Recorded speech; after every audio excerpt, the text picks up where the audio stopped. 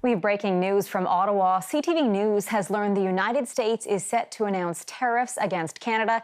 CTV News Ottawa Bureau Chief Joyce Napier joins us. Joyce, what's this all about? Why now? Well, Heather, just when you thought this would be over, the new NAFTA came into effect this summer and everything was okay. Well, it isn't. So the Americans intend to impose a 10% tariff on certain aluminum products. So we know that a year ago when they lifted those tariffs, do you remember that was then, there was a tariff on all aluminum products. Right now it's unprocessed aluminum, which is half of the aluminum products that Canada imports in the United States will have a 10% tariff imposed on them.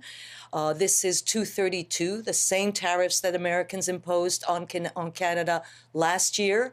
It is a national security threat.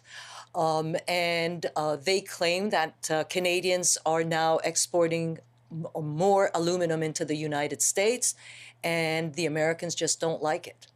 Has there been any response yet, Joyce, from the federal government or the Canadian aluminum industry? Well, we have reached out to the Canadian aluminum industry for their reaction, and no response yet obviously from the Canadian government.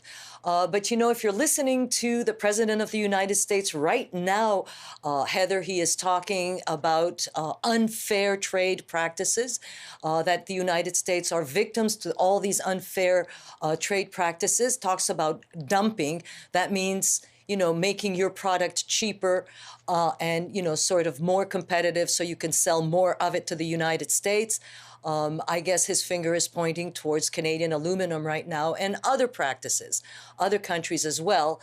But I think they're putting Canada into, you know, sort of the same boat as he puts other trading partners such as China. So this is another problem for Canada, and this was supposed to be settled, and it looks like it is not settled yet. CTV's Joyce Napier, thank you so much for this, Joyce.